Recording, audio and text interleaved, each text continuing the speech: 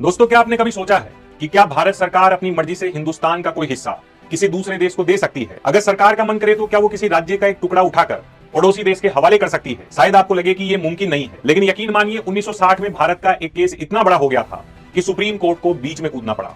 एक तरफ सरकार थी तो दूसरी तरफ देश की संप्रभुता। आज के इस वीडियो में हम बात करेंगे बेरूबारी यूनियन केस की, एक ऐसी कानूनी लड़ाई जिसने भारत के संविधान को समझने का नजरिया ही बदल दिया। तो चलिए दोस्तों, समझते हैं ये पूरा किस्सा। कहानी शुरू होती है 1947 के बंटवारे से। नक्शे पर लकीरें खींची गई।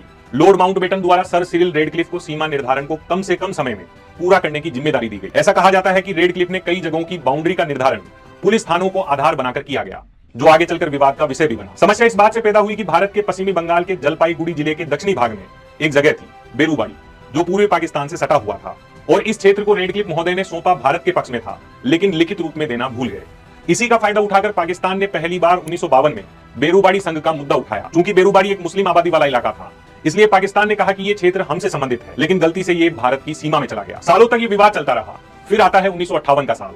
भारत के प्रधानमंत्री जवाहरलाल नेहरू और पाकिस्तान के प्रधानमंत्री फिरोज खान नून के बीच एक समझौता होता है, जिसे हम नेहरू नून एग्रीमेंट के नाम से जानते हैं। इस एग्रीमेंट में तय हुआ कि बेरूबाड़ी का आधा हिस्सा हम पाकिस्तान को दे देंगे। बस फिर क्या था, जैसे ये खबर बाहर आई, देश में भूचाल मच गया। जनता, ओपोजिशन सब सड़कों पर आ गए। मामला इतना तूल पकड़ गया कि राष्ट्रपति को अनुच्छेद 143 के तहत सुप्रीम कोर्ट से सलाह लेनी पड़ी, और इस तरीके से ये मामला सुप्रीम कोर्ट पहुंचता है। अब कोर्ट के सामने मुख्य रूप से दो सवाल थे।